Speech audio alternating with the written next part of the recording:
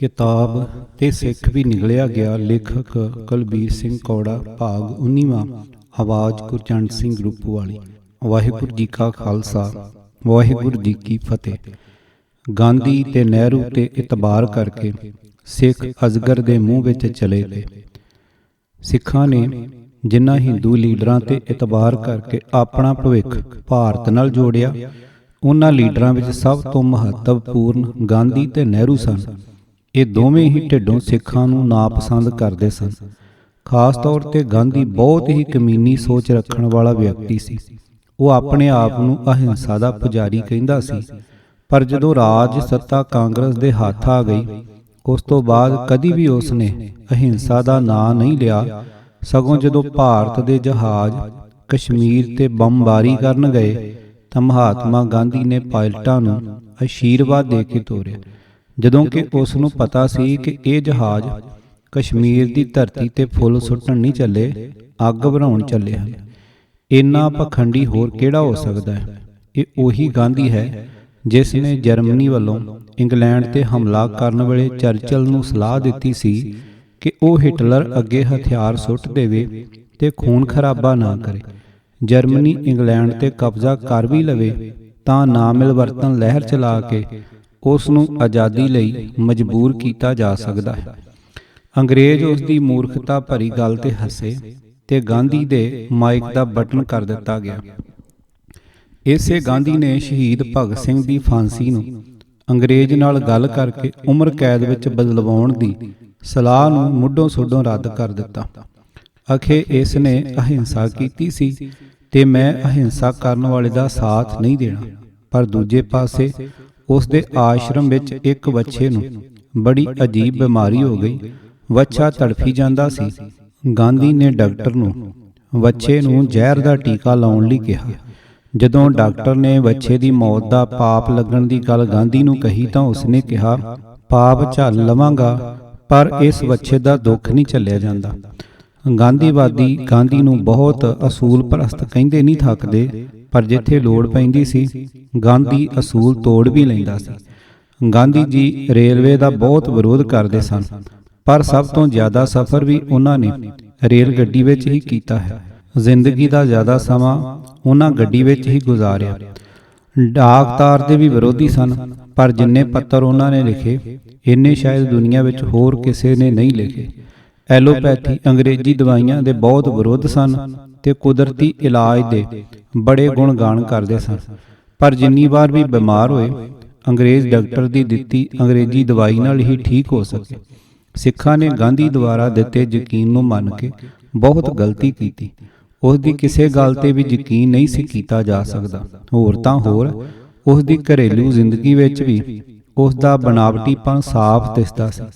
गांधी जी का पुत्र जिसका नाम हरिदास सी, गांधी दे बहुत विरुद्ध सी, क्योंकि 17 साल की उम्र का होण ते गांधी उस नूं ब्रह्मचर्या का पालन करन लई मजबूर करदा सी, जिहड़ा कि चढ़दी जवानी विच पैर रखदे किसी नौजवान नूं भी मंजूर नहीं हो सकता। गांधी ने उस नूं अनपढ़ भी रखिया, क्योंकि गांधी की अपनी जानकारी भी घट ही सी। भावें वो बार एंड ला सन, पर सिर्फ गीता ते रामायण ही ज़्यादा पढ़ते सन। उन्हां दा सताया होया ही हरिदास मुसलमान बन गया सी ते अपना नाम बदल के अब्दुल्ला रख लिया। उसने 4 शादियां कीतियां, शराब ते मांस खाण लग पिया। जदों गांधी दी बिरला मंदिर विच नथूराम गौंडसे ने हत्या कर दित्ती तां अब्दुल्ला भी आया, पर गांधीवादियों ने उसनूं लाश दे नेड़े न ढुकण दिता। गांधी गल गल ते मर जाण दी धमकी दिंदा ते मरण वर्त रख लैंदा सी। एक बार तां डॉक्टर अंबेडकर ने गांधी नूं कहा सी, किते ये भुल भुलेखे विच ना रहो कि मेरा कोई हिरदा परिवर्तन हो गया। मैं तुहाडे मरण की धमकी अगे चुकिया हाँ। मैं हुण भी दलितां दीआं मंगां नूं जायज़ ते ठीक समझदा हां। गांधी जो बाहर सी वो घर नहीं सी। अपनी पत्नी कस्तूरबा कोलों घर आए मेहमानां दा पखाना धवाउंदा ते जे वो रोंदी तां कहिंदा रोईदा नहीं, मेहमानां दी सेवा हस के करीदी। गांधी गां जां मੱਝ दा दुੱਧ इस करके नहीं सी पींदा क्योंकि इन्हां नूं चोण लगे गवाले गावां मੱਝਾਂ नूं तकलीफ पहुंचाउंदे हन। ਫਿਰ ਕਿਸੇ ਨੇ ਸਲਾਹ ਦਿੱਤੀ ਕਿ ਬੱਕਰੀ ਦਾ ਦੁੱਧ ਪੀ ਲਿਆ ਕਰੋ। ਗਾਂਧੀ ਨੇ ਇਹ ਗੱਲ ਐਸੀ ਪੱਲੇ ਬੰਨੀ ਕਿ ਰੇਲ ਗੱਡੀ ਵਿੱਚ ਵੀ ਬੱਕਰੀ ਨਾਲ ਰੱਖਦਾ ਤੇ ਕਹਿੰਦੇ ਹਨ ਬੱਕਰੀ ਨੂੰ ਬਦਾਮ ਚਾੜਦਾ। ਜਿਹੜਾ ਬੰਦਾ ਇਸ ਕਰਕੇ ਲੰਗੋਟੀ ਬੰਨ੍ਹਦਾ ਸੀ ਕਿ ਸਾਰੇ ਹਿੰਦੁਸਤਾਨੀਆਂ ਕੋਲ ਤਨ ਢੱਕਣ ਲਈ ਕੱਪੜਾ ਨਹੀਂ, ਇਸ ਲਈ ਮੈਂ ਵੀ ਪੂਰੇ ਕੱਪੜੇ ਨਹੀਂ ਪਾਉਣੇ, ਉਹਦੀ ਬੱਕਰੀ ਬਦਾਮ ਖਾਵੇ ਤੇ ਰੇਲ ਗੱਡੀ ਵਿੱਚ ਸਫ਼ਰ ਕਰੇ। ਹੈ ਨਾ ਕਮਾਲ।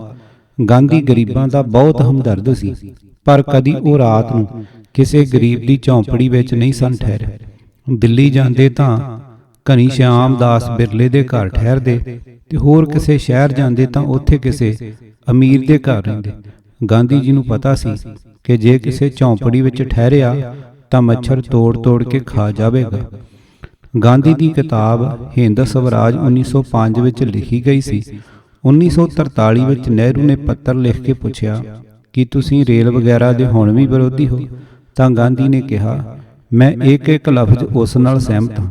ਜਦੋਂ ਗਾਂਧੀ ਜੀ ਨੂੰ ਭਾਰਤ ਵਿੱਚ ਹੁੰਦੀ ਗਊ ਹੱਤਿਆ ਬਾਰੇ ਪੁੱਛਿਆ ਗਿਆ ਤਾਂ ਉਹਨਾਂ ਕਿਹਾ, ਮੈਂ ਸਵਰਾਜ ਪ੍ਰਾਪਤੀ ਨਾਲੋਂ ਵੀ ਗਊ ਹੱਤਿਆ ਦੇ ਸਵਾਲ ਨੂੰ ਵਧੇਰੇ ਮਹੱਤਵਪੂਰਨ ਮੰਨਦਾ। ਇਸੇ ਤਰ੍ਹਾਂ ਹੀ ਜਦੋਂ ਭਾਰਤ ਦੀ ਵੰਡ ਬਾਰੇ ਪੁੱਛਿਆ ਤਾਂ ਗਾਂਧੀ ਜੀ ਨੇ ਕਿਹਾ, ਭਾਰਤ ਦੀ ਵੰਡ ਤੋਂ ਪਹਿਲਾਂ ਮੇਰੇ ਸਰੀਰ ਦੇ 2 ਟੋਟੇ ਕਰ ਦਿਓ। ਜੇਕਰ ਸਾਰੇ ਭਾਰਤ ਵਿੱਚ ਅੱਗ ਵੀ ਲੱਗ ਜਾਵੇ ਤਾਂ ਵੀ ਪਾਕਿਸਤਾਨ ਦਾ ਨਿਰਮਾਣ ਨਹੀਂ ਹੋ ਸਕੇਗਾ। ਪਾਕਿਸਤਾਨ ਮੇਰੀ ਲਾਸ਼ ਤੇ ਬਣੇਗਾ। ਦੱਸੋ ਐਸਾ ਵਿਅਕਤੀ ਇਤਬਾਰਯੋਗ ਹੁੰਦਾ ਹੈ ਜਿਸ ਤੇ ਝੁੱਡੂ ਸਿੱਖ ਲੀਡਰਸ਼ਿਪ ਨੇ ਇਤਬਾਰ ਕੀਤਾ। ਜੇ ਮਹਾਤਮਾ ਗਾਂਧੀ ਪੂਰੇ ਮੁਲਕ ਵਿੱਚ ਆਪਣੀ ਸ਼ਾਂਤੀ ਦਾ ਢੰਡੋਰਾ ਨਾ ਪਿੱਟਦਾ ਤੇ ਲੋਕ ਲੜ ਕੇ ਆਜ਼ਾਦੀ ਲੈਂਦੇ ਤਾਂ ਵੱਧ ਤੋਂ ਵੱਧ 1 ਲੱਖ ਬੰਦਾ ਮਰਦਾ, ਜਦੋਂ ਕਿ ਦੇਸ਼ ਦੀ ਵੰਡ ਨਾਲ ਇਕੱਲੇ ਪੰਜਾਬ ਵਿੱਚ ਹੀ 10 ਲੱਖ ਬੰਦੇ ਮਾਰੇ ਗਏ ਤੇ ਲੱਖਾਂ ਹੀ ਬੀਬੀਆਂ ਦੇ ਦੋਹਾਂ ਪਾਸਿਆਂ ਤੋਂ ਬਲਾਤਕਾਰ ਹੋਏ। ਮਹਾਤਮਾ ਗਾਂਧੀ ਜੇ ਲੋਕਾਂ ਨੂੰ ਲੜਨ ਦਿੰਦਾ ਤਾਂ ਘੱਟੋ ਘੱਟ ਪੰਜਾਬ ਵਿੱਚ ਹੀ 9 ਲੱਖ ਬੰਦੇ ਨਾ ਮਰਦੇ ਤੇ ਜਨਾਨੀਆਂ ਦੇ ਬਲਾਤਕਾਰ ਹੋਣ ਤੋਂ ਵੀ ਬਚ ਜਾਂਦੇ। ਨਹਿਰੂ ਦਾ ਇਹ ਕਹਿਣਾ ਤਾਂ ਬਹੁਤ ਹੀ ਖਚਰਾ ਸੀ ਕਿ ਉੱਤਰੀ ਭਾਰਤ ਵਿੱਚ ਐਸਾ ਖਿੱਤਾ ਹੋਵੇ ਜਿੱਥੇ ਸਿੱਖ ਵੀ ਆਜ਼ਾਦੀ ਦਾ ਨਿੱਘ ਮਾਣ ਸਕਣ। ਪਰ ਜਦੋਂ ਦੇਸ਼ ਆਜ਼ਾਦ ਹੋ ਗਿਆ ਤਾਂ ਉਸ ਨੇ ਅੱਧੀ ਲਾਈਨ ਵਿੱਚ ਹੀ ਗੱਲ ਮੁਕਾ ਦਿੱਤੀ ਕਿ ਹੁਣ ਹਾਲਾਤ ਬਦਲ ਗਏ ਹਨ। 1960 ਵਿੱਚ ਨਹਿਰੂ ਨੇ ਕਿਹਾ ਸੀ, ਸੱਚ ਤਾਂ ਇਹ ਹੈ ਕਿ ਅਸੀਂ ਥੱਕ ਚੁੱਕੇ ਸਾਂ ਅਤੇ ਉਮਰ ਵੀ ਬਹੁਤ ਹੋ ਗਈ ਸੀ। ਜੇਕਰ ਅਸੀਂ ਅਖੰਡ ਭਾਰਤ ਤੇ ਅੜੇ ਰਹਿੰਦੇ ਤਾਂ ਸਪਸ਼ਟ ਹੈ ਕਿ ਸਾਨੂੰ ਜੇਲ੍ਹ ਜਾਣਾ ਪੈਂਦਾ। ਨਹਿਰੂ ਦੀ ਇਸ ਗੱਲ ਦੀ ਪੁਸ਼ਟੀ ਲਾਰਡ ਮਾਊਂਟਬੈਟਨ ਦੇ ਇਸ ਕਥਨ ਤੋਂ ਵੀ ਹੁੰਦੀ ਹੈ। ਇਸ ਤੋਂ ਪਹਿਲਾਂ ਕਿ ਦੇਸ਼ ਦੀ ਵੰਡ ਵਿਰੁੱਧ ਕੋਈ ਅਜਿਹਾ ਅੜਿੱਕਾ ਖੜਾ ਹੋ ਸਕੇ, ਇਸ ਸਮੱਸਿਆ ਦਾ ਤੁਰੰਤ ਨਿਪਟਾਰਾ ਕਰ ਦਿੱਤਾ। ਦੀ ਬ੍ਰਿਸ਼ਟ ਰਾਜ ਦਾ ਪੰਨਾ 118। ਪੰਜਾਬ ਦੇ ਲੋਕ ਉੱਜੜ ਪੁੱਜੜ ਕੇ ਵੱਡੇ ਕੱਟੇ ਹੋਏ ਭਾਰਤ ਵੱਲ ਆ ਰਹੇ ਸਨ, ਪਰ ਦੂਜੇ ਪਾਸੇ ਪੰਡਿਤ ਨਹਿਰੂ ਆਪਣੇ ਭਾਸ਼ਣਾਂ ਵਿੱਚ ਇਹਨਾਂ ਨੂੰ ਆਪਣੇ ਕਰਮਾਂ ਦਾ ਫਲ ਭੋਗ ਰਹੇ ਅਭਾਗੇ ਕਹਿ ਰਹੇ ਸਨ। ਇੱਧਰ ਆਉਣ ਵਾਲੇ ਲੋਕਾਂ ਦਾ ਨਾਂ ਰਿਫਿਊਜੀ ਵੀ ਨਹਿਰੂ ਨੇ ਹੀ ਰੱਖ ਦਿੱਤਾ ਸੀ। ਆਪਣੇ ਹੀ ਦੇਸ਼ ਵਿੱਚ ਰਿਫਿਊਜੀ ਤੇ ਪਨਾਹਗੀਰ ਹੱਦ ਹੋ ਗਈ ਇਹੋ ਜੀ ਆਜ਼ਾਦੀ ਦੀ। ਗਾਂਧੀ ਤੇ ਅੰਗਰੇਜ਼ ਦੋਵੇਂ ਬਾਣੀਏ ਸਨ। ਜਿੰਨੀ ਹਿਫਾਜ਼ਤ ਅੰਗਰੇਜ਼ਾਂ ਨੇ ਅੰਗਰੇਜ਼ੀ ਰਾਜ ਦੇ ਦੁਸ਼ਮਣ ਮਹਾਤਮਾ ਗਾਂਧੀ ਦੀ ਕੀਤੀ, ਉਨੀ ਕਿਸੇ ਦੀ ਨਹੀਂ ਕੀਤੀ। ਅੰਗਰੇਜ਼ਾਂ ਦੇ ਵੇਲੇ ਗਾਂਧੀ ਨੂੰ ਕੁਝ ਨਹੀਂ ਹੋਇਆ, ਪਰ ਆਜ਼ਾਦ ਹਿੰਦੁਸਤਾਨ ਉਸ ਦੀ ਜਾਨ ਨਾ ਬਚਾ ਸਕਿਆ। ਗਾਂਧੀ ਦੀ ਵਿਚਾਰਧਾਰਾ ਅੰਗਰੇਜ਼ਾਂ ਦੇ ਬਹੁਤ ਫਿੱਟ ਸੀ। ਗਾਂਧੀ ਲੋਕਾਂ ਨੂੰ ਅੰਗਰੇਜ਼ਾਂ ਦੇ ਖਿਲਾਫ ਲੜਨ ਨਹੀਂ ਸੀ ਦਿੰਦਾ। ਜਦੋਂ ਵੀ ਅੰਦੋਲਨ ਹਿੰਸਕ ਹੋਣ ਲੱਗਦਾ, ਬਾਣੀਆਂ ਫੱਟ ਪਿੱਛੇ ਹਟ ਜਾਂਦਾ। ਇਹ ਸਾਰੀ ਕੁੜੱਤਣ ਦਾ ਗੁੱਸਾ 1947 ਦੀ ਵੰਡ ਵੇਲੇ ਨਿਕਲਿਆ। ਮੁਹੰਮਦ ਅਲੀ ਜਨਾਹ ਦਾ ਅਸਲੀ ਨਾਂ ਚੀਨਾ ਭਾਈ ਖੋਜਾਨੀ ਸੀ ਤੇ ਉਹ ਖੋਜਾ ਮੁਸਲਮਾਨ ਸਨ। ਖੋਜੇ ਵੀ ਹਿੰਦੂਆਂ ਦੇ ਬਾਣੀਆਂ ਵਰਗੇ ਹੀ ਹੁੰਦੇ ਹਨ। ਜਨਾਹ ਬਹੁਤ ਹੀ ਕਾਬਲ ਵਕੀਲ ਸੀ ਤੇ ਭਾਰਤ ਦੇ ਕਾਨੂੰਨ ਜਗਤ ਵਿੱਚ ਉਹਦਾ ਸਥਾਨ ਪਹਿਲੇ 7-8 ਵਕੀਲਾਂ ਵਿੱਚ ਆਉਂਦਾ ਸੀ। ਉਹਨਾਂ ਦੇ ਦਫ਼ਤਰ ਦਾ ਮੇਜ਼ 8 ਫੁੱਟ ਚੌੜਾ ਸੀ, ਕਿਉਂਕਿ ਜਨਾਹ ਸਾਹਿਬ ਦਿਨੇ ਵੀ ਦਾਰੂ ਪੀ ਲੈਂਦੇ ਸਨ। ਕਈ ਵਾਰ ਤਾਂ ਅਦਾਲਤ ਵੀ ਸ਼ਰਾਬ ਪੀ ਕੇ ਬਹਿਸ ਕਰਦੇ ਸਨ।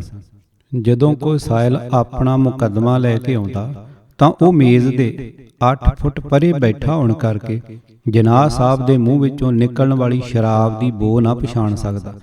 ਜਨਾਹ ਸਾਹਿਬ ਉਸ ਨੂੰ ਕਹਿੰਦੇ, 10,000 ਰੁਪਇਆ ਤੇ ਲਿਫਾਫਾ ਮੇਜ਼ ਤੇ ਰੱਖ ਤੇ ਜਾਂ 1,000 ਰੁਪਇਆ ਮੁਨਸ਼ਿਆਨਾ ਬਾਹਰ ਮੁਨਸ਼ੀ ਨੂੰ ਫੜਾ ਦੇ। ਮੈਂ ਤੇਰਾ ਕੇਸ ਪੜ੍ਹ ਕੇ ਵੇਖਾਂਗਾ। ਜੇ ਤਾਂ ਮੈਂ ਕੇਸ ਲੈਣਾ ਹੋਇਆ ਤਾਂ ਇਕੱਲਾ ਲਿਫਾਫਾ ਹੀ ਮੇਜ਼ ਤੇ ਹੋਵੇਗਾ, ਜਿਸ ਦਾ ਮਤਲਬ ਹੋਵੇਗਾ ਕਿ ਮੈਂ ਕੇਸ ਲੜਨਾ ਮਨਜ਼ੂਰ ਕਰ ਲਿਆ। ਜੇ ਪੈਸੇ ਵੀ ਲਿਫਾਫੇ ਉੱਤੇ ਪਏ ਹੋਏ ਤਾਂ ਤੁਸਾਂ ਪੈਸੇ ਤੇ ਲਿਫਾਫਾ ਲੈ ਕੇ ਮੇਰੇ ਦਫ਼ਤਰ ਵਿੱਚੋਂ ਚਲੇ ਜਾਣਾ ਹੈ ਤੇ ਜਾ ਕੇ ਕੋਈ ਹੋਰ ਵਕੀਲ ਲੱਭ ਲੈਣਾ। ਮੁਨਸ਼ੀ ਵਾਲਾ 1000 ਰੁਪਈਆ ਵਾਪਸ ਹੋਣ ਯੋਗ ਨਹੀਂ ਹੋਵੇਗਾ। ਜਨਾਬ ਸਾਹਿਬ ਮੁਸਲਮਾਨ ਹੋ ਕੇ ਵੀ ਹਿੰਦੂ ਉਤਰਾ ਅਧਿਕਾਰੀ ਕਾਨੂੰਨ ਨੂੰ ਠੀਕ ਮੰਨਦੇ ਸਨ।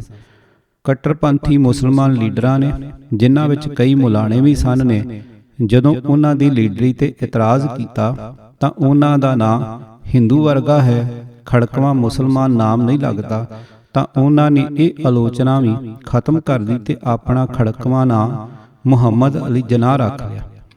ਝੀਨਾ ਤੋਂ ਜਨਾਹ ਬਣ ਗਿਆ। ਜਦੋਂ ਉਹਨਾਂ ਦੇ ਸ਼ਰਾਬ ਪੀਣ ਤੇ ਪਾਬੰਦੀ ਦੀ ਗੱਲ ਚੱਲੀ ਤਾਂ ਜਨਾਹ ਸਾਹਿਬ ਇਹਨੂੰ ਆਪਣਾ ਜਾਤੀ ਮਾਮਲਾ ਸਮਝਦੇ ਸਨ, ਧਾਰਮਿਕ ਨਹੀਂ। ਇਸ ਲਈ ਉਹ ਮੌਲਾਣਿਆਂ ਨਾਲ ਬੜੇ ਖਫਾ ਹੋ ਗਏ ਤੇ ਕਿਹਾ, ਮੇਰੇ ਨੁਕਸ ਹੀ ਦੱਸਦੇ ਹੋ ਕਿ ਕੋਈ ਸਿਫਤ ਵੀ ਦੱਸੋ। ਕੱਟੜ ਗਰੁੱਪ ਨੇ ਕਿਹਾ, ਸੱਚਾ ਮੁਸਲਮਾਨ ਸ਼ਰਾਬ ਨਹੀਂ ਪੀਂਦਾ। ਜਨਾਹ ਨੇ ਉਹਨਾਂ ਨੂੰ ਚੈਲੰਜ ਕੀਤਾ ਕਿ ਮੈਂ ਗਵਰਨਰ ਜਨਰਲ ਦੇ ਗਲਾਸ ਨਾਲ ਗਲਾਸ ਟਕਰਾ ਕੇ ਸ਼ਰਾਬ ਪੀਂਦਾ ਹਾਂ। ਜਾਓ, ਤੁਹਾਡੇ ਵਿੱਚੋਂ ਕੋਈ ਮਾਈ ਦਾ ਲਾਲ ਸੱਚਾ ਮੁਸਲਮਾਨ ਉਹਦੇ ਬੂਟ ਨਾਲ ਵੀ ਗਲਾਸ ਟਕਰਾ ਕੇ ਵਿਖਾਵੇ। ਉਸਨੇ ਕਿਹਾ, ਮੈਂ ਵਾਇਸਰਾਏ ਦੀ ਪਤਨੀ ਦੀ ਨੰਗੀ ਪਿੱਠ ਤੇ ਆਪਣਾ ਹੱਥ ਰੱਖ ਕੇ ਡਾਂਸ ਕਰਦਾ ਹਾਂ। ਤੁਹਾਡੇ ਵਿੱਚੋਂ ਕੋਈ ਵਾਇਸਰਾਏ ਦੀ ਘਰ ਦੀ ਵਾੜ ਤੇ ਵੀ ਹੱਥ ਲਾ ਕੇ ਵਿਖਾਵੇ। ਕੱਟੜਪੰਥੀਆਂ ਨੇ ਕਿਹਾ, ਮੁਸਲਮਾਨਾਂ ਨੇ ਤੁਹਾਨੂੰ ਕਾਇਦੇ ਆਜ਼ਮ ਬਣਾਇਆ ਹੈ। ਜਨਾਹ ਨੇ ਕਿਹਾ, ਬਿਲਕੁਲ ਕੋਰਾ ਝੂਠ। ਕਾਇਦੇ ਆਜ਼ਮ ਮੈਨੂੰ ਮੁਸਲਮਾਨਾਂ ਨੇ ਨਹੀਂ, ਸਗੋਂ ਹਿੰਦੂਆਂ ਦੇ ਲੀਡਰ ਮਹਾਤਮਾ ਗਾਂਧੀ ਨੇ ਬਣਾਇਆ। ਉਹਨਾਂ ਨੇ ਮੈਨੂੰ ਜਿੰਨੀਆਂ ਵੀ ਚਿੱਠੀਆਂ ਲਿਖੀਆਂ ਹਨ, ਉਹਨਾਂ ਵਿੱਚ ਮੈਨੂੰ ਕਾਇਦੇ ਆਜ਼ਮ ਸਭ ਤੋਂ ਵੱਡਾ ਲੀਡਰ ਕਹਿ ਕੇ ਸੰਬੋਧਨ ਕੀਤਾ ਹੈ। ਜਦੋਂ ਮੇਰਾ ਵਿਰੋਧੀ ਲੀਡਰ ਮੈਨੂੰ ਕਾਇਦੇ ਆਜ਼ਮ ਮੰਨਦਾ ਹੈ, ਫਿਰ ਤੁਸੀਂ ਮਾਮੇ ਲੱਗਦੇ ਹੋ ਮੈਨੂੰ ਮਤਾਂ ਦੇਣ ਦੇ। ਗਾਂਧੀ ਨੇ ਭਾਵੇਂ ਜਨਾਹ ਨੂੰ ਫੈਲਾਉਣ ਲਈ ਹੀ ਉਹਨਾਂ ਦਾ ਨਾਮ ਕਾਇਦੇ ਆਜ਼ਮ ਲਾਇਆ ਸੀ, ਪਰ ਉਹ ਪੂਰਾ ਹੀ ਫੁੱਲ ਗਿਆ। ਜਿਵੇਂ ਲਾਲ ਬਹਾਦਰ ਸ਼ਾਸਤਰੀ ਦੇ ਜੈ ਜਵਾਨ ਜੈ ਕਿਸਾਨ ਕਹਿਣ ਨਾਲ ਸਿੱਖ ਫੁੱਲ ਗਏ ਸਨ। ਟਰਾਲੀ ਤੇ ਇੱਕ ਪਾਸੇ ਬੁੱਝੜ ਜੇ ਕਿਸਾਨ ਦੀ ਫੋਟੋ ਤੇ ਦੂਜੇ ਪਾਸੇ ਰਾਈਫਲ ਮੋਢੇ ਤੇ ਪਾਈ ਇੱਕ ਸਿੱਖ ਦੀ ਫੋਟੋ ਬਣਾ ਦਿੱਤੀ। ਦੋਹਾਂ ਨੇ ਏਡੀ ਪੂਛ ਤੜਵਾਈ। ਇੱਕ ਤਾਂ ਵਾਹੀ ਕਰਦਾ ਕਰਦਾ ਭੁੱਖਾ ਨੰਗਾ ਹੋ ਕੇ ਖੁਦਕੁਸ਼ੀਆਂ ਕਰਨ ਲੱਗ ਪਿਆ ਤੇ ਦੂਜੇ ਕੋਲੋਂ ਆਮ ਸ਼ਹਿਰੀਆਂ ਤੇ ਇੰਨਾ ਤਸ਼ੱਦਦ ਕਰਵਾਇਆ ਕਿ ਅੱਜ ਕੋਈ ਸਿੱਖ ਫੌਜੀ ਦੀ ਸ਼ਕਲ ਵੇਖਣ ਨੂੰ ਵੀ ਤਿਆਰ ਨਹੀਂ। ਉਸ ਨੇ ਉਹਨਾਂ ਕੱਟੜ ਲੀਡਰਾਂ ਨੂੰ ਦੱਸਿਆ ਕਿ ਮੈਨੂੰ ਜਦੋਂ ਵੀ ਵਿੱਚ ਮੌਕਾ ਮਿਲੇ ਮੈਂ ਮੁਸਲਮਾਨਾਂ ਲਈ ਵੱਖਰੇ ਦੇਸ਼ ਦੀ ਵਕਾਲਤ ਕਰਨ ਦਾ ਵੇਲਾ ਨਹੀਂ ਖਿਜਾਉਂਦਾ। ਵਾਇਸਰਾਏ, ਗਵਰਨਰ ਜਨਰਲ ਤੇ ਲਾਰਡ ਬੜੇ ਧਿਆਨ ਨਾਲ ਮੇਰੀ ਗੱਲ ਸੁਣਦੇ ਹਨ। ਜੇ ਤੁਹਾਡੇ ਵਿੱਚੋਂ ਕੋਈ ਮਾਈ ਦਾ ਲਾਲ ਜੰਮਿਆ ਹੈ ਤਾਂ ਜਾਓ, ਇਹ ਗੱਲ ਉਹਨਾਂ ਦੇ ਚਪੜਾਸੀਆਂ ਤੇ ਖਾਨ ਸਾਮਿਆਂ ਨਾਲ ਹੀ ਕਰਕੇ ਵਿਖਾਓ। ਅੱਜ ਸਾਰੇ ਪਾਕਿਸਤਾਨੀ ਇਹ ਗੱਲ ਮੰਨਦੇ ਹਨ ਕਿ ਅਗਰ ਮੁਹੰਮਦ ਅਲੀ ਜਨਾਹ ਨਾ ਹੁੰਦੇ ਤਾਂ ਸ਼ਾਇਦ ਪਾਕਿਸਤਾਨ ਅਜੇ ਤੱਕ ਨਾ ਬਣਦਾ। ਕਹਿੰਦੇ ਹਨ, ਇੱਕ ਵਾਰ ਇੰਗਲੈਂਡ ਵਿੱਚ ਸਾਰੇ ਲੀਡਰਾਂ ਤੇ ਲਾਰਡਾਂ ਦੀ ਗੋਲਮੇਜ਼ ਕਾਨਫਰੰਸ ਹੋਈ। ਮਹਾਤਮਾ ਗਾਂਧੀ ਨੇ ਕਾਇਦੇ ਆਜ਼ਮ ਮੁਹੰਮਦ ਅਲੀ ਜਨਾਹ ਨੂੰ ਕਿਹਾ, ਕਾਇਦੇ ਆਜ਼ਮ ਸਾਹਿਬ, ਤੁਸੀਂ ਸਿਰਫ 4 ਆਨੇ ਹਿੱਸਾ ਪਾਕਿਸਤਾਨ ਦੇ ਤੌਰ ਤੇ ਮੰਗਦੇ ਹੋ। ਅਸੀਂ ਤੁਹਾਨੂੰ ਪੂਰਾ ਰੁਪਈਆ ਹੀ ਦੇਣ ਨੂੰ ਤਿਆਰ ਹਾਂ। ਤੁਸੀਂ ਸਿਰਫ ਚਵਾਨੀ ਤੇ ਹੀ ਜਿੱਦ ਕਿਉਂ ਕਰਦੇ ਹੋ? ਖੋਜੇ ਦੀ ਬਾਣੀਆਂ ਵਰਗੀ ਬੁੱਧੀ ਨੇ ਫਟ ਕੰਮ ਕੀਤਾ ਤੇ ਚਵਾਨੀਆਂ ਅਠਿਆਨੀਆਂ ਵਾਲਾ ਦਿਮਾਗ ਚੱਲਣ ਲੱਗ ਪਿਆ। ਉਹਨਾਂ ਨੇ ਗਾਂਧੀ ਨੂੰ ਮੋੜਮਾ ਉੱਤਰ ਦਿੱਤਾ, ਮਹਾਤਮਾ ਜੀ, ਜਿਹੜਾ ਰੁਪਈਆ ਚਵਾਨੀ ਵੱਟੇ ਚੱਲੇ ਉਹ ਖੋਟਾ ਹੁੰਦਾ, ਸਾਨੂੰ ਸਾਡੀ ਚਵਾਨੀ ਹੀ ਦੇ ਦਿਓ। ਕਹਿੰਦੇ ਹਨ, ਇੱਕ ਵਾਰ ਮਹਾਤਮਾ ਗਾਂਧੀ ਨੇ ਸਾਰੇ ਲੀਡਰਾਂ ਦੇ ਇਸੇ ਤਰ੍ਹਾਂ ਹੀ ਇੱਕ ਇਕੱਠ ਵਿੱਚ ਕਿਹਾ, ਕਾਇਦੇ ਆਜ਼ਮ ਸਾਹਿਬ, ਤੁਸੀਂ ਸ਼ਾਇਦ ਅੰਦਾਜ਼ਾ ਨਹੀਂ ਲਾਇਆ, ਤੁਹਾਡਾ ਪਾਕਿਸਤਾਨ ਬਹੁਤ ਛੋਟਾ ਬਣੇਗਾ। ਜਨਾਹ ਸਾਹਿਬ ਨੇ ਆਪਣੀ ਜੇਬ ਵਿੱਚੋਂ ਰੁਮਾਲ ਕੱਢਿਆ। ਲੋਕਾਂ ਸਮਝਿਆ ਸ਼ਾਇਦ ਨੱਕ ਸੁਣਕਣ ਲੱਗੇ ਹਨ, ਪਰ ਉਹਨਾਂ ਨੇ ਤਹਾਂ ਖੋਲ ਕੇ ਉਹ ਰੁਮਾਲ ਮੇਜ਼ ਉੱਤੇ ਵਿਛਾ ਦਿੱਤਾ ਤੇ ਪੁੱਛਿਆ, ਮਹਾਤਮਾ ਜੀ, ਏਡਾ ਤਾਂ ਬਣ ਹੀ ਜਾਵੇਗਾ ਨਾ?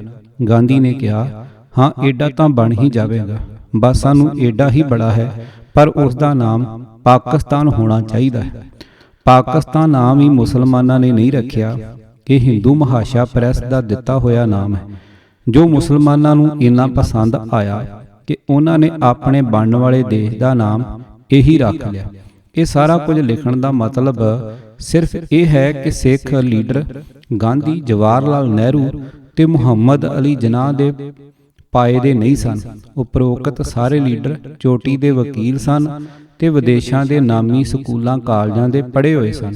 ਅੰਗਰੇਜ਼ੀ ਕਲਚਰ ਦੇ ਭੇਤੀ ਤੇ ਨਝਾਕ ਹੋ ਕੇ ਲਾਰਡਾਂ ਤੇ ਅੰਗਰੇਜ਼ੀ ਸਰਕਾਰ ਦੇ ਆਲਾ ਅਹੁਦੇਦਾਰਾਂ ਨਾਲ ਗੱਲਬਾਤ ਕਰ ਲੈਂਦੇ ਸਨ ਤੇ ਬਹੁਤ ਸਾਰੀਆਂ ਗੱਲਾਂ ਮਨਵਾ ਵੀ ਲੈਂਦੇ ਸਨ। ਪਰ ਦੂਜੇ ਪਾਸੇ ਮਾਸਟਰ ਤਾਰਾ ਸਿੰਘ, ਜੋ ਆਪਣੇ ਆਪ ਨੂੰ ਸਿੱਖਾਂ ਦਾ ਵਾਹਦ ਲੀਡਰ ਕਹਿੰਦਾ ਸੀ, ਸਿਰਫ ਇੱਕ ਸਕੂਲ ਮਾਸਟਰ ਸੀ। ਸਕੂਲ ਮਾਸਟਰਾਂ ਦਾ ਵਾਹ ਨਿੱਕੇ ਨਿੱਕੇ ਦਿਮਾਗ ਵਾਲੇ ਬੱਚਿਆਂ ਨਾਲ ਪੈਂਦਾ ਹੈ, ਜਿਨ੍ਹਾਂ ਦੀਆਂ ਛੋਟੀਆਂ-ਛੋਟੀਆਂ ਸ਼ਿਕਾਇਤਾਂ ਹੁੰਦੀਆਂ ਹਨ। ਮਾਸਟਰ ਜੀ, ਫਲਾਣਾ ਮੁੰਡਾ ਮੇਰੀ ਦਵਾਤ ਵਿੱਚੋਂ ਡੋਬੇ ਲਾਈ ਜਾਂਦਾ ਹੈ। ਮਾਸਟਰ ਕਹੇਗਾ, ਨਾ ਬਈ, ਉਹਦੀ ਦਵਾਤ ਵਿੱਚੋਂ ਡੋਬੇ ਨਾ ਲੈ। ਫਿਰ ਕੋਈ ਹੋਰ ਮੁੰਡਾ ਸ਼ਿਕਾਇਤ ਕਰੇਗਾ, ਮਾਸਟਰ ਜੀ, ਆਹ ਮੇਰੀ ਦਵਾਤ ਵਿੱਚੋਂ ਵੱਡੇ ਵੱਡੇ ਟੋਬੇ ਲਾਈ ਜਾਂਦਾ ਹੈ। ਪਹਿਲੇ ਨੂੰ ਸ਼ਿਕਾਇਤ ਸੀ ਸਿਰਫ ਟੋਬੇ ਲੈਣ ਦੀ, ਦੂਜੇ ਬੱਚੇ ਨੂੰ ਸ਼ਿਕਾਇਤ ਹੈ ਕਿ ਵੱਡੇ ਵੱਡੇ ਟੋਬੇ ਕਿਉਂ ਲਾਈ ਜਾਂਦਾ। ਇਸ ਕਿਸਮ ਦੇ ਵਾਤਾਵਰਣ ਵਿੱਚ ਰਹਿਣ ਵਾਲੇ ਲੋਕ ਕਾਨੂੰਨ ਦੇ ਅਧਿਕਾਰੀਆਂ ਨਾਲ ਕਿਹੜੇ ਦਿਮਾਗ ਨਾਲ ਗੱਲਬਾਤ ਕਰਦੇ, ਜਿਨ੍ਹਾਂ ਵਿੱਚ ਬੱਚਿਆਂ ਦੇ ਸਿਆਹੀ ਦੇ ਡੋਬੇ ਤੇ ਹੋਰ ਨਿੱਕੀਆਂ ਨਿੱਕੀਆਂ ਸ਼ਿਕਾਇਤਾਂ ਦਾ ਕਚਰਾ ਭਰਿਆ ਪਿਆ ਸੀ। ਇੱਕ ਵਾਰ ਮੈਂ ਬਾਪੂ ਜੋਗਿੰਦਰ ਸਿੰਘ ਮਾਨ, ਜੋ ਅਣਵੰਡੇ ਪੰਜਾਬ ਦੇ ਮੰਤਰੀ ਰਹੇ ਸਨ ਤੇ ਆਜ਼ਾਦ ਭਾਰਤ ਦੀ ਪੰਜਾਬ ਅਸੈਂਬਲੀ ਦੇ ਸਪੀਕਰ ਵੀ ਰਹਿ ਚੁੱਕੇ ਸਨ, ਨੂੰ ਪੁੱਛਿਆ ਕਿ ਚਲੋ ਆਮ ਲੋਕਾਂ ਨੂੰ ਤੇ ਮੁਲਕ ਦੇ ਦੋ ਟੁਕੜੇ ਹੋਣ ਦਾ ਪਤਾ ਨਾ ਲੱਗ ਸਕਿਆ, ਪਰ ਤੁਸੀਂ ਤਾਂ ਸਰਕਾਰ ਵਿੱਚ ਸੋ, ਤੁਹਾਨੂੰ ਵੀ ਕੁਝ ਪਤਾ ਨਾ ਲੱਗਾ, ਤੇ ਜੇ ਲੱਗ ਗਿਆ ਸੀ ਤਾਂ ਤੁਸੀਂ ਸਿੱਖਾਂ ਲਈ ਕੁਝ ਕੀਤਾ ਕਿਉਂ ਨਾ? ਬਾਪੂ ਜੀ ਨੇ ਕਿਹਾ, ਮਾਸਟਰ ਤਾਰਾ ਸਿੰਘ ਤੇ ਬਲਦੇਵ ਸਿੰਘ ਕੀ ਕਰੀ ਜਾਂਦੇ ਸਨ, ਕਿਸੇ ਨੂੰ ਵੀ ਪਤਾ ਨਹੀਂ ਲੱਗਾ। ਬਲਦੇਵ ਸਿੰਘ ਪੜ੍ਹਿਆ ਲਿਖਿਆ ਸੀ ਪਰ ਢਿੱਡੋਂ ਬੇਈਮਾਨ ਸੀ। ਮਾਸਟਰ ਤਾਰਾ ਸਿੰਘ ਸਿੱਖ ਹੁੰਦਿਆਂ ਹੋਇਆਂ ਵੀ ਹਿੰਦੂ ਸੀ। ਜਦੋਂ ਕੋਈ ਗੱਲਬਾਤ ਹੁੰਦੀ, ਮਾਸਟਰ ਝੱਟ ਹਿੰਦੂਆਂ ਵਾਲੇ ਪਾਸੇ ਜਾ ਖਲੋਂਦਾ ਤੇ ਉਹ ਏਡੇ ਖਚਰੇ ਸਨ ਕਿ ਇਹਨੂੰ ਆਪਣਾ ਲੀਡਰ ਮੰਨ ਲੈਂਦੇ। ਗੱਲ ਉਹ ਸਿੱਖਾਂ ਦੀ ਕਰਦਾ ਸੀ ਪਰ ਹੇਜ ਉਹਨੂੰ ਹਿੰਦੂਆਂ ਦਾ ਮਾਰਦਾ ਸੀ। ਉਤੋਂ ਭਾਵੇਂ ਮਾਸਟਰ ਜੋ ਮਰਜ਼ੀ ਕਹਿੰਦਾ ਰਹਿੰਦਾ, ਪਰ ਗਾਂਧੀ ਦਾ ਉਹ ਪੇਸ਼ਲੱਗ ਸੀ। ਛੋਟੀ ਛੋਟੀ ਸਲਾਹ ਵੀ ਗਾਂਧੀ ਨਾਲ ਕਰਦਾ ਸੀ।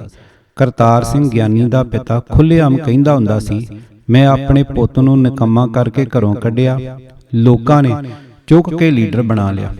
ਜਿਸ ਗਿਆਨੀ ਕਰਤਾਰ ਸਿੰਘ ਨੂੰ ਪੰਥ ਦਾ ਦਿਮਾਗ ਕਹਿੰਦੇ ਸਨ, ਉਸ ਨੇ ਇੱਕ ਤਜਵੀਜ਼ ਬਰਤਾਨੀਆ ਸਰਕਾਰ ਨੂੰ ਭੇਜੀ ਸੀ ਕਿ ਮੁਲਕ ਦੀ ਵੰਡ ਹੋ ਜਾਣ ਦੀ ਸੂਰਤ ਵਿੱਚ ਲਾਇਲਪੁਰ ਦੀ ਤਹਿਸੀਲ ਜੜ੍ਹਾਂਵਾਲੀ ਨੂੰ ਜਲੰਧਰ ਦੀ ਤਹਿਸੀਲ ਨਕੋਦਰ ਨਾਲ ਵਟਾ ਲਿਆ ਜਾਵੇ, ਕਿਉਂਕਿ ਗਿਆਨੀ ਆਪ ਜੜ੍ਹਾਂਵਾਲੇ ਦਾ ਰਹਿਣ ਵਾਲਾ ਸੀ। ਬਾਪੂ ਜੀ ਦੀ ਇਸ ਗੱਲ ਦੀ ਪੁਸ਼ਟੀ ਮੇਰੇ ਮਾਮੇ ਮਹਿੰਦਰ ਸਿੰਘ ਨੇ ਵੀ ਇੱਕ ਵਾਰ ਕੀਤੀ ਸੀ। ਤਜਵੀਜ਼ ਵਾਲੀ ਦਰਖਾਸਤ ਨਾਲ 1000 ਦਸਤਖਤ ਕਰਵਾ ਕੇ ਵੀ ਭੇਜੇ ਸਨ ਤੇ ਮੇਰੇ ਮਾਮੇ ਦੇ ਵੀ ਦਸਤਖਤ ਉਹਨਾਂ ਵਿੱਚ ਸਨ। ਪੰਥ ਦੇ ਦਿਮਾਗ ਨੂੰ ਨਵਾਂ ਮੁਲਕ ਬਣਨ ਦੀ ਪਰਿਭਾਸ਼ਾ ਦਾ ਵੀ ਪਤਾ ਨਹੀਂ ਸੀ। ਉਸ ਨੂੰ ਇਹ ਨਹੀਂ ਸੀ ਪਤਾ ਕਿ ਜਦੋਂ ਮੁਲਕ ਬਣਦੇ ਹਨ ਤਾਂ ਸਰਹੱਦਾਂ ਤੇ ਬੁਰਜੀਆਂ ਲੱਗ ਜਾਂਦੀਆਂ ਹਨ ਤੇ ਫੌਜ ਗਸ਼ਤ ਕਰਦੀ ਹੈ। ਉਹਨਾਂ ਦੀ ਤਜਵੀਜ਼ ਮੁਤਾਬਕ ਤਾਂ ਭਾਰਤ ਵਿੱਚ ਪਾਕਿਸਤਾਨ ਦੇ ਰੂਪ ਵਿੱਚ ਤਹਿਸੀਲ ਨਕੋਦਰ ਹੁੰਦੀ ਤੇ ਉਧਰ ਪਾਕਿਸਤਾਨ ਵਿੱਚ ਭਾਰਤ ਦਾ ਨਿੱਕਾ ਜਿਹਾ ਟੁਕੜਾ ਤਹਿਸੀਲ ਜੜ੍ਹਾਂਵਾਲੀ ਹੁੰਦੀ। ਮਾਸਟਰ ਤਾਰਾ ਸਿੰਘ ਉੱਤੇ ਉਸ ਦੇ ਹਿੰਦੂ ਪਰਿਵਾਰ ਦਾ ਕਿੰਨਾ ਦਬਾਅ ਸੀ ਦਾ ਪਤਾ ਬਿਮਲਾ ਆਨੰਦ ਦੀ ਕਿਤਾਬ ਮਾਸਟਰ ਤਾਰਾ ਸਿੰਘ ਦੇ ਪੰਨਾ 3 ਤੋਂ ਲੱਗਦਾ। ਜਦੋਂ ਨਾਨਕ ਚੰਦ ਤੋਂ ਤਾਰਾ ਸਿੰਘ ਬਣਿਆ, ਤਾਰਾ ਸਿੰਘ ਸਿਰ ਤੇ ਪੱਗ ਬੰਨੀ ਅਤੇ ਗਲ ਵਿੱਚ ਕਿਰਪਾਨ ਸਜਾਈ ਆਪਣੇ ਪਿੰਡ ਪੁੱਜਿਆ ਤਾਂ ਉਸ ਦਾ ਪਿਤਾ ਅਤੇ ਵੱਡਾ ਭਰਾ ਗੰਗਾ ਰਾਮ ਬੜੇ ਨਾਰਾਜ਼ ਤੇ ਦੁਖੀ ਹੋਏ। ਉਸ ਨੂੰ ਮਨਾਉਣ ਦੀ ਕੋਸ਼ਿਸ਼ ਕੀਤੀ ਕਿ ਉਹ ਸਿੱਖ ਨਾ ਬਣੇ, ਬਲਕਿ ਉਸ ਦੇ ਪਿਤਾ ਨੇ ਤਾਂ ਤਾਰਾ ਸਿੰਘ ਨੂੰ ਇੱਥੋਂ ਤੱਕ ਡਰਾਵਾ ਦਿੱਤਾ ਕਿ ਜੇਕਰ ਉਸ ਨੇ ਸਿੱਖ ਬਣੇ ਰਹਿਣ ਦਾ ਵਿਚਾਰ ਨਾ ਤਿਆਗਿਆ ਤਾਂ ਉਹ ਬੇਦਖਲ ਕਰ ਦਿੱਤਾ ਜਾਵੇਗਾ ਅਤੇ ਉਸ ਨੂੰ ਘਰ ਛੱਡਣਾ ਪਵੇਗਾ। ਹਿੰਦੂ ਸ਼ੁਰੂ ਤੋਂ ਹੀ ਸਿੱਖ ਦੇਖ ਵਾਲੇ ਕਿਸੇ ਵੀ ਬੰਦੇ ਨੂੰ ਨਫ਼ਰਤ ਕਰਦੇ ਹਨ। ਜਿਹੜੀ ਨਾ ਮਿਲਵਰਤਨ ਲਹਿਰ ਮਹਾਤਮਾ ਗਾਂਧੀ ਨੇ ਬਹੁਤ ਬਾਅਦ ਵਿੱਚ ਸ਼ੁਰੂ ਕੀਤੀ, ਉਹ ਬਾਬਾ ਰਾਮ ਸਿੰਘ ਨੇ ਕਈ ਸਾਲ ਪਹਿਲਾਂ ਸ਼ੁਰੂ ਕੀਤੀ ਸੀ। ਡਾਕ ਤਾਰ ਵਗੈਰਾ ਦਾ ਪ੍ਰਬੰਧ ਉਹਨਾਂ ਨੇ ਆਪਣਾ ਸ਼ੁਰੂ ਕੀਤਾ ਸੀ। ਅੰਗਰੇਜ਼ਾਂ ਦੀ ਰੇਲ ਦਾ ਉਹਨਾਂ ਮੁਕੰਮਲ ਬਾਈਕਾਟ ਕੀਤਾ ਸੀ। ਖੂਹ ਵਿੱਚੋਂ ਡੋਲੂ ਤੇ ਲੱਜ ਨਾਲ ਪਾਣੀ ਕੱਢ ਕੇ ਪੀਂਦੇ ਸਨ, ਪਰ ਕਿਉਂਕਿ ਵੇਖਣ ਨੂੰ ਉਹ ਸਿੱਖ ਲੱਗਦੇ ਸਨ, ਇਸ ਲਈ ਭਾਰਤੀਆਂ ਨੇ ਉਹਨਾਂ ਦਾ ਸਾਥ ਨਾ ਦਿੱਤਾ। ਪਰ ਗਾਂਧੀ ਦੁਆਰਾ ਚਲਾਈ ਹੋਈ ਇਸੇ ਲਹਿਰ ਦਾ ਭਰਪੂਰ ਸਮਰਥਨ ਕੀਤਾ।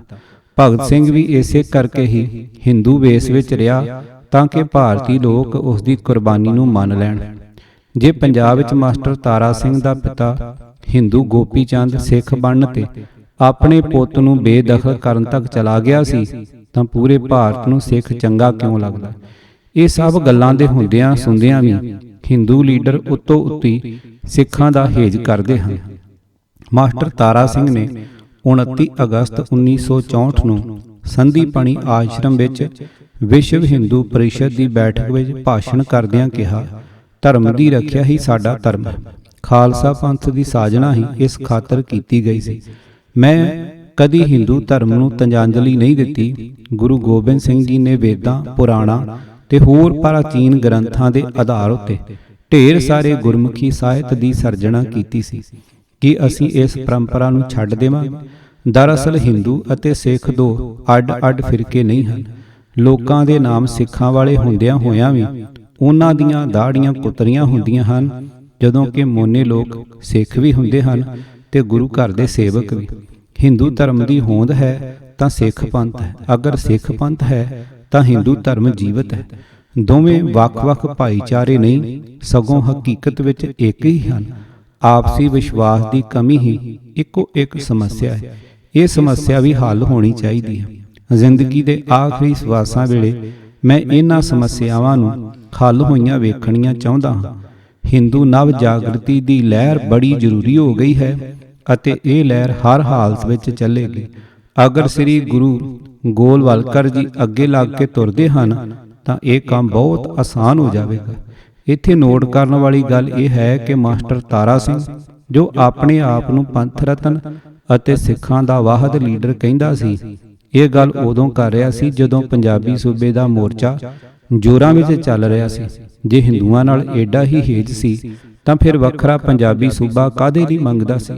ਮਹਾਰਾਜਾ ਰਣਜੀਤ ਸਿੰਘ ਦੇ ਸਹੁਰਿਆਂ ਦੇ ਪਿੰਡ ਦਾ ਇੱਕ ਮਿਰਾਸੀ ਇਮਾਮ ਬਖਸ਼ ਇੱਕ ਦਿਨ ਮਹਾਰਾਜਾ ਸਾਹਿਬ ਦੇ ਦਰਬਾਰ ਵਿੱਚ ਆਇਆ ਤੇ ਸਲਾਮ ਦੁਆ ਕਰਕੇ ਕਹਿਣ ਲੱਗਾ, ਮਹਾਰਾਜ, ਰਾਤੀ ਮੇਰੇ ਸੁਪਨੇ ਵਿੱਚ ਤੁਹਾਡੇ ਬਾਪੂ ਜੀ ਆਏ ਸਨ ਤੇ ਮੈਨੂੰ ਕਹਿ ਕੇ ਗਏ ਹਨ ਕਿ ਸਵੇਰੇ ਰਣਜੀਤ ਸਿੰਘ ਦੇ ਦਰਬਾਰ ਵਿੱਚ ਜਾ ਕੇ ਇਨਾਮ ਕਲਾਮ ਲੈ ਆਵੀਂ।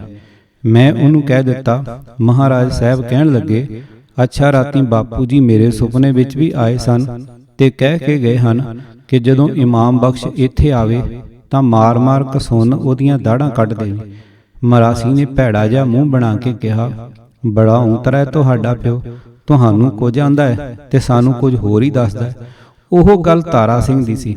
ਉਧਰ ਹਿੰਦੂਆਂ ਨਾਲ ਜੱਫੀਆਂ ਪਾਈ ਫਿਰਦਾ ਸੀ ਤੇ ਦੂਜੇ ਪਾਸੇ ਸਿੱਖਾਂ ਨੂੰ ਸੂਬੇ ਦੇ ਮੋਰਚੇ ਵਿੱਚ ਫਸਾਇਆ ਹੋਇਆ ਸੀ।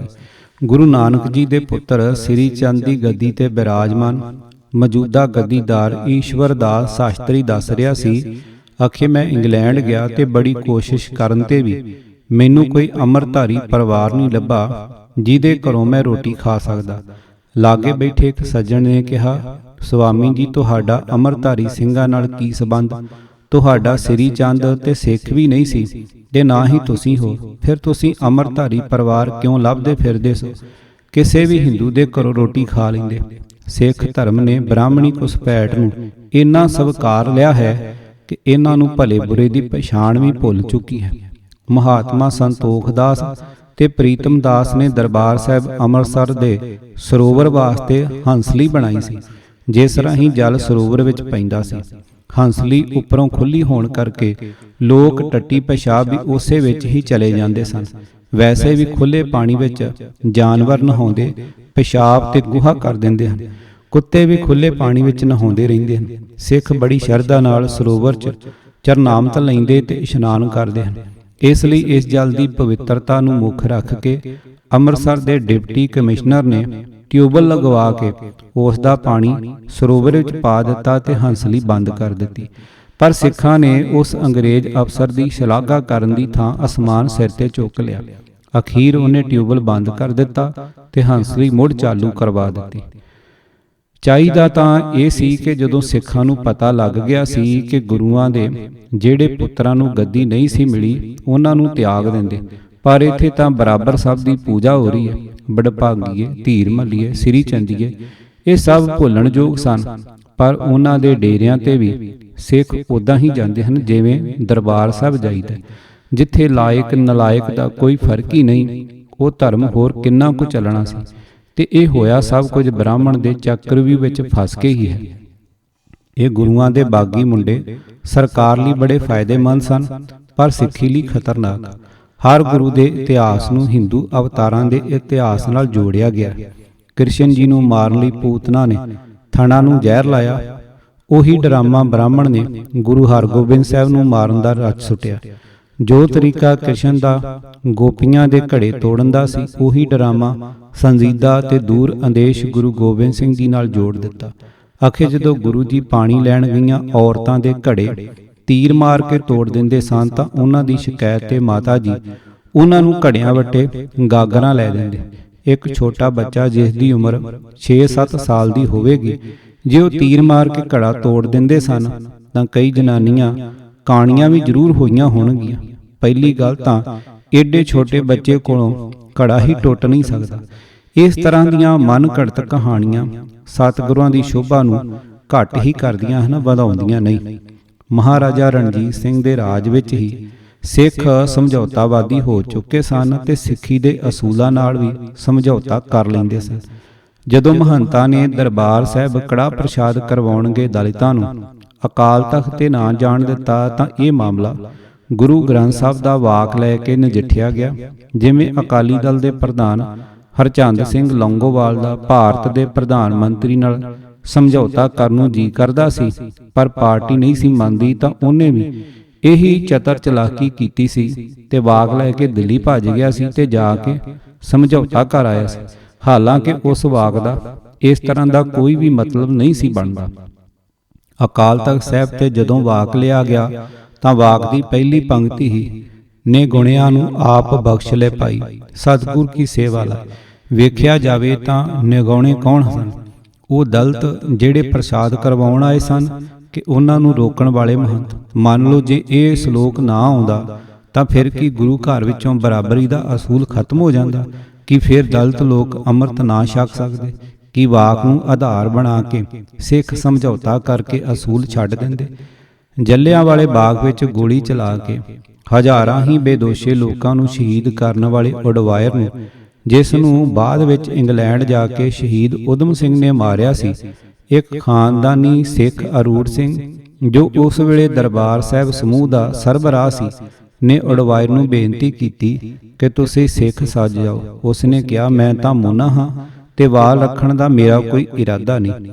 ਤਾਂ ਅਰੂੜ ਸਿੰਘ ਨੇ ਕਿਹਾ, ਅਸੀਂ ਤੁਹਾਨੂੰ ਕੇਸ ਰੱਖਣ ਤੋਂ ਛੋਟ ਦੇ ਦੇਵਾਂਗੇ। ਉਸ ਨੇ ਕਿਹਾ, ਮੈਂ ਤਾਂ ਸਿਗਰਟਾਂ ਬੜੀਆਂ ਫੂਕਦਾ ਹਾਂ ਤੇ ਮੈਂ ਇਹ ਛੱਡ ਨਹੀਂ ਸਕਦਾ। ਤਾਂ ਅਰੂੜ ਸਿੰਘ ਨੇ ਕਿਹਾ, ਅਸੀਂ ਤੁਹਾਨੂੰ ਇਹ ਛੋਟ ਦੇ ਦਿਆਂਗੇ ਕਿ ਤੁਸੀਂ ਹੌਲੀ ਹੌਲੀ ਘੱਟ ਕਰ ਦਿਓ। 1 ਸਾਲ ਵਿੱਚ 1 ਸਿਗਰਟ ਘਟਾ ਦਿਓ। ਲੱਖ ਲਾਹਨਤ ਹੈ ਇਹੋ ਜਿਹੇ ਸਿੱਖ ਦੇ।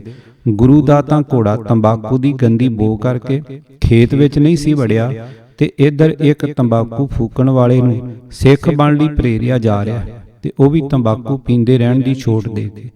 ਇਸ ਤੋਂ ਜ਼ਿਆਦਾ ਸਿੱਖ ਸਮਝੌਤਾਵਾਦੀ ਹੋਰ ਕੀ ਹੋ ਸਕਦਾ? ਸਿੱਖ ਆਪਣੇ ਆਪ ਵਿੱਚ ਕੁਝ ਵੀ ਨਹੀਂ ਸਨ ਤੇ ਇਹਨਾਂ ਦੀ ਸਾਰੀ ਨਿਰਭਰਤਾ ਕਾਂਗਰਸ ਦੇ ਲੀਡਰਾਂ ਨਹਿਰੂ ਤੇ ਗਾਂਧੀ ਤੇ ਸੀ। ਕਾਂਗਰਸ ਦੇ ਲੀਡਰ ਠੱਗਾਂ ਦਾ ਇੱਕ ਟੋਲਾ ਤੇ ਬਘਿਆੜ ਰੂਪ ਸਨ, ਪਰ ਸਿੱਖ ਬੇਵਕੂਫ ਤੇ ਨਾ ਸਮਝ ਲੇਲੇ ਸਨ। ਇਸ ਤਰ੍ਹਾਂ ਬਘਿਆੜ ਲੇਲੇ ਨੂੰ ਨਿਗਲ ਗਿਆ ਤੇ ਨਤੀਜਾ ਸਿੱਖ ਨਾ ਕਰਦੇ ਰਹੇ ਨਾ ਘਾਟਦੇ। ਸਿੱਖ ਸਦਾ ਰਾਸ਼ਟਰ ਦੇ ਹੀ ਮਾਮੇ ਬਣਦੇ ਰਹੇ ਤੇ ਅਕਲ ਦੀ ਗੱਲ ਕੋਈ ਨਾ ਕੀਤੀ। ਇਹ ਮੁਸਲਮਾਨਾਂ ਤੇ ਹਿੰਦੂਆਂ ਦਰਮਿਆਨ ਫੁੱਟਬਾਲ ਹੀ ਬਣੇ ਰਹੇ। ਆਪਣੇ ਪੈਰਾਂ ਤੇ ਖਲੋ ਕੇ ਆਪਣੇ ਬਲਬੂਤੇ ਤੇ ਵੱਖਰਾ ਮੁਲਕ ਨਹੀਂ ਮੰਗਿਆ। ਇਤਿਹਾਸ ਪੜ੍ਹਨ ਤੇ ਪੂਰਾ ਪਤਾ ਲੱਗਦਾ ਹੈ ਕਿ ਅੰਗਰੇਜ਼ ਵੀ ਇਹਨਾਂ ਨੂੰ ਖਾਲਿਸਤਾਨ ਦੇਊ ਸੀ। ਉਹਨਾਂ ਲਈ ਇਹਨਾਂ ਦੀ ਬੇਨਤੀ ਮੰਨਣੀ ਮਾਮੂਲੀ ਤੇ ਖੱਬੇ ਹੱਥ ਦਾ ਖੇਡ ਸੀ, ਕਿਉਂਕਿ ਉਹ ਤਾਂ ਛੱਡ ਕੇ ਹੀ ਜਾ ਰਹੇ ਸਨ। ਮੁਸਲਮਾਨ ਵੀ ਇਹਨਾਂ ਨਾਲ ਸਮਝੌਤਾ ਕਰਨ ਲਈ ਤਿਆਰ ਸਨ। ਹਿੰਦੂ ਤਾਂ ਹਿੰਦੁਸਤਾਨ ਆ ਕੇ ਵੀ ਇਹਨਾਂ ਨੂੰ ਵੱਖਰਾ ਖਤਰਾ ਦੇਊ ਸਨ, ਪਰ ਲਮਹੋਂ ਨੇ ਖਤਾ ਕੀ ਸਦੀਆਂ ਨੇ ਸਦਾ ਪਾਈ ਵਾਲਾ ਹਾਲ ਹੋਇਆ। ਸਿੱਖ ਉਹ ਸਹੇ ਵਾਂਗ ਮਾਰੇ ਗਏ ਜਿਹੜਾ ਬੱਸ ਜਾਂ ਟਰੱਕ ਨੇੜੇ ਆਉਣ ਤੇ ਫੈਸਲਾ ਨਹੀਂ ਕਰ ਸਕਦਾ ਕਿ ਅਗਾਂਹ ਜਾਵੇ ਜਾਂ ਪਿਛਾਂ।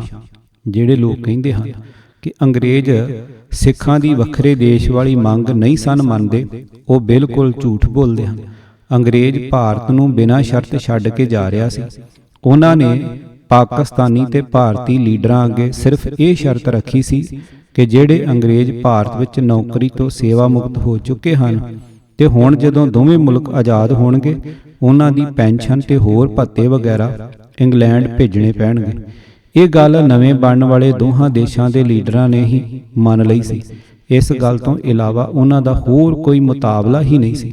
ਨਾਲੇ ਜਿੰਨੇ ਉਧਲ ਜਾਣਾ ਹੋਵੇ ਉਹਨੂੰ ਭਾਂਡੇ ਟੀਂਡੇ ਸਾਂਭਣ ਦੀ ਕੀ ਲੋੜ।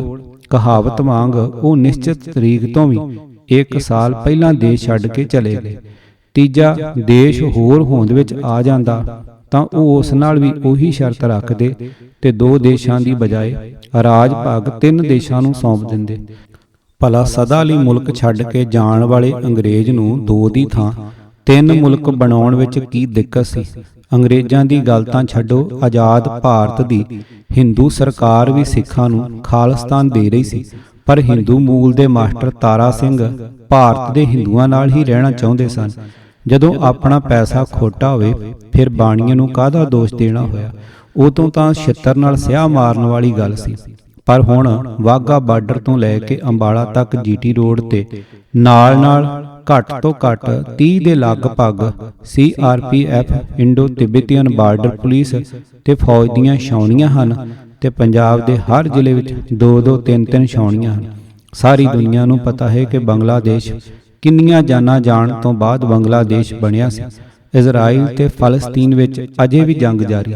ਸਾਰੀ ਦੁਨੀਆ ਨੂੰ ਪਤਾ ਹੈ ਕਿ ਕਸ਼ਮੀਰ ਭਾਰਤ ਦਾ ਅਟੁੱਟ ਅੰਗ ਨਹੀਂ। ਹਰ ਰੋਜ਼ ਉੱਥੇ 50-50 ਤੇ ਕਈ ਵਾਰ 100-100 ਬੰਦਾ ਰੋਜ਼ ਮਰ ਰਿਹਾ, ਪਰ ਅਜੇ ਵੀ ਉਹਨਾਂ ਨੂੰ ਆਜ਼ਾਦੀ ਨਸੀਬ ਨਹੀਂ ਹੋਈ।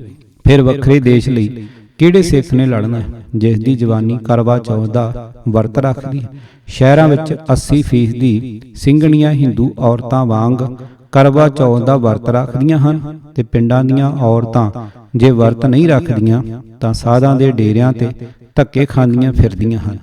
ਧਰਮ ਬਚਿਆ ਜਾਣ ਕੇ ਇੱਧਰ ਆਏ 1947 ਤੋਂ ਲੈ ਕੇ 2001 ਤੱਕ ਸਿੱਖ ਹੌਲੀ-ਹੌਲੀ ਹਿੰਦੂ ਕਰਨ ਵੱਲ ਵੱਧਦਾ ਚਲਾ ਗਿਆ।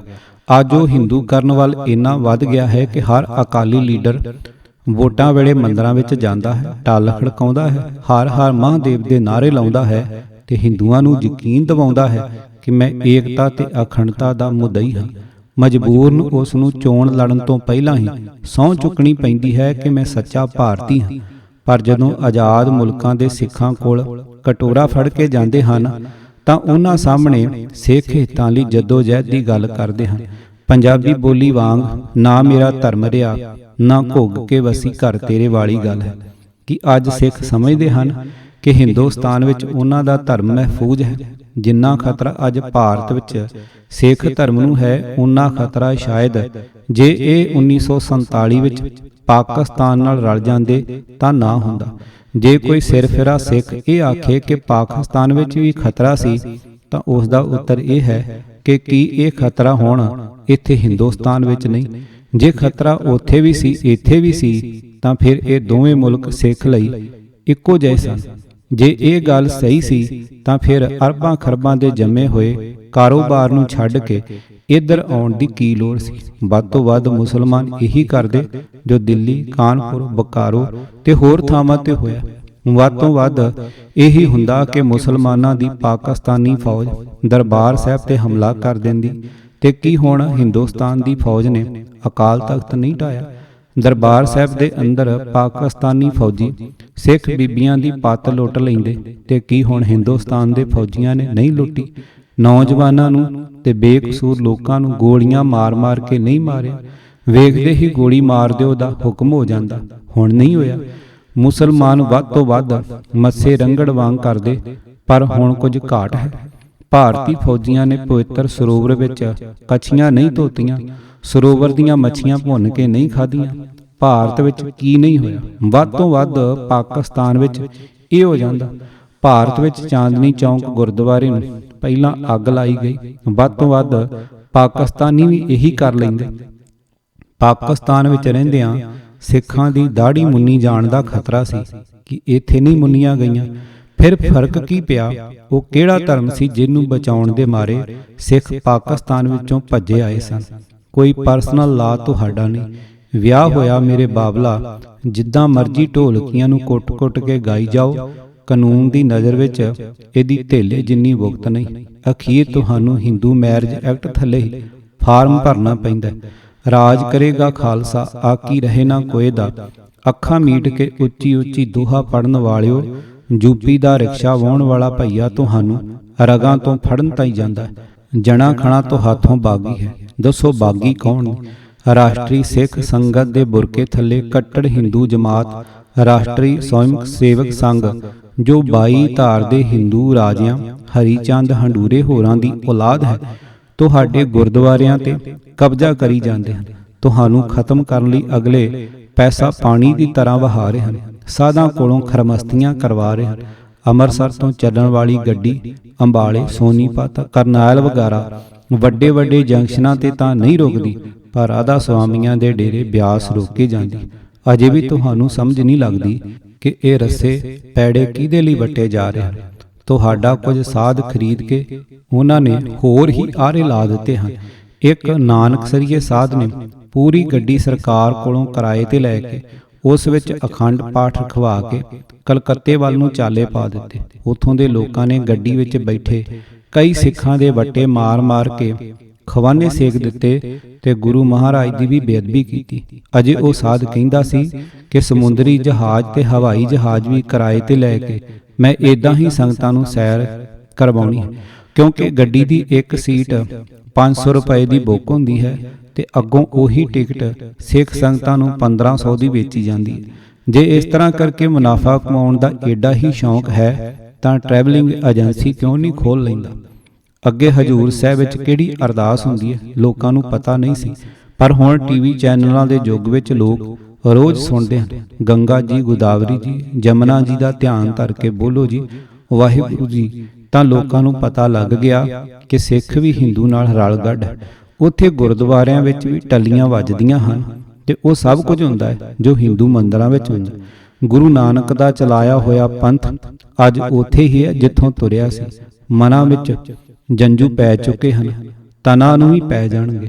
ਜੇ ਹਿੰਦੂ ਕਹਿੰਦਾ ਹੈ ਕਿ ਸਿੱਖ ਗਊ ਤੇ ਗਰੀਬ ਦੇ ਰੱਖਿਅਕ ਹਨ, ਤਾਂ ਕੋਈ ਅੱਗੋਂ ਸਵਾਲ ਨਹੀਂ ਕਰਦਾ ਕਿ ਸਿੱਖ ਗਊ ਦੇ ਰੱਖਿਅਕ ਤਾਂ ਕਦੇ ਵੀ ਨਹੀਂ ਸਨ, ਗਰੀਬ ਦੇ ਜ਼ਰੂਰ ਸਨ। ਪਰ ਅੱਜ ਸਭ ਤੋਂ ਵੱਧ ਗਰੀਬ ਸਿੱਖ ਹੀ ਹਨ। ਪੰਜਾਬ, ਦਿੱਲੀ ਤੇ ਹੋਰ ਥਾਵਾਂ ਤੇ ਰਿਕਸ਼ੇ ਵਾਲੇ ਆਪਣੀ ਆਬਾਦੀ ਤੋਂ ਵੱਧ ਹਨ। ਪੰਜਾਬ ਵਿੱਚ ਗਰੀਬ ਤੇ ਕਰਜ਼ਾਈ ਹੋਣ ਕਰਕੇ ਹੀ ਤਾਂ ਕਿਸਾਨ ਖੁਦਕੁਸ਼ੀਆਂ ਕਰ ਰਹੇ ਹਨ। ਜੇ ਸਿੱਖ ਗਰੀਬ ਦਾ ਰੱਖਿਅਕ ਹੁੰਦਾ ਤਾਂ ਗਰੀਬ ਸਿੱਖਾਂ ਦੀ ਬਾਹ ਨਾ ਫੜਦਾ। ਦਿੱਲੀ ਵਿੱਚ ਇੰਨੇ ਗਰੀਬ ਸਿੱਖ ਮਾਰੇ ਗਏ ਹਨ। ਪੰਜਾਬ ਦੇ ਸਿੱਖ ਅਸੈਂਬਲੀਆਂ ਵਿੱਚ ਬਹੁ ਗਿਣਤੀ ਵਿੱਚ ਹੋ ਕੇ ਵੀ ਇੱਕ ਮਤਾ ਨਹੀਂ ਪਾ ਸਕੇ। ਸਿੱਖ ਦਾ ਹੁਣ ਕੁਝ ਨਹੀਂ ਬਣ ਸਕਦਾ, ਕਿਉਂਕਿ ਬ੍ਰਾਹਮਣਵਾਦ ਦੇ ਜਾਪ ਨੂੰ ਸਿੱਖਾਂ ਨੇ ਗਲ ਨਾਲ ਲਾ ਲਿਆ। ਹੁਣ ਸਿੱਖ ਬਾਣੀ ਨੂੰ ਸਮਝਣ ਨਹੀਂ, ਜਪਣ ਦੀ ਕੋਸ਼ਿਸ਼ ਕਰਦੇ ਹਨ। ਮਿਤੀ 27 ਅਕਤੂਬਰ 2001 ਨੂੰ 1:30 ਵਜੇ ਲਿਸ਼ਕਾਰਾ ਚੈਨਲ ਤੋਂ ਪੰਜਾਬ ਐਂਡ ਸਿੰਧ ਬੈਂਕ ਦੇ ਮੈਨੇਜਿੰਗ ਡਾਇਰੈਕਟਰ ਗੁਜਰਾਲ ਦੀ ਇੰਟਰਵਿਊ ਸੀ।